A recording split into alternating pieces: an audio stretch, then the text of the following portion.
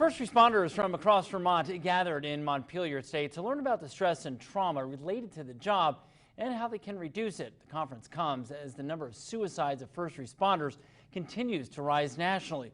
Local 22's Courtney Kramer joins us now in the studio with more. Courtney? Well, good evening, Glenn. The goal is to start a conversation around the mental health of emergency workers and give them tools to cope with the trauma. They're often a group that doesn't seek help, but is in need of support. It's okay to not be okay. That's the message sent to emergency workers who attended the first ever wellness conference Monday.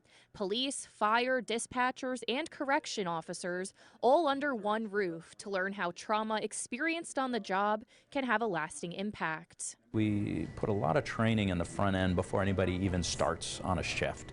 What we can't really train for is what's that going to do to you from an emotional, from a stress standpoint. We can talk about it, but you really don't know until you're there. It's something Lieutenant Keith Baker of the Williston Fire Department knows all too well. He was one of the first on scene when 5 teenagers were killed in a wrong-way crash on I-89 in 2016. They're doing everything the way they're supposed to, you know, and have something that tragic occur. And that I had a hard time with for quite a while, quite honestly. Baker says often if a first responder expresses the need for clinical help, there would be question if that person is mentally fit to do the job.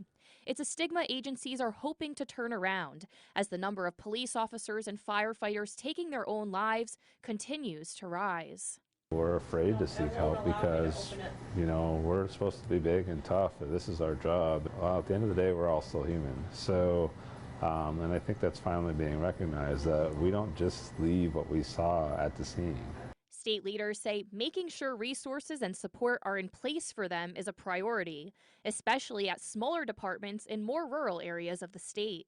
We want you to go see a clinician. We want you to talk to somebody that can help you to process this trauma and to stay healthy.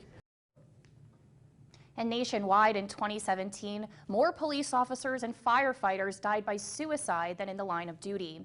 Live tonight in the studio, Courtney Kramer, Local 22 News.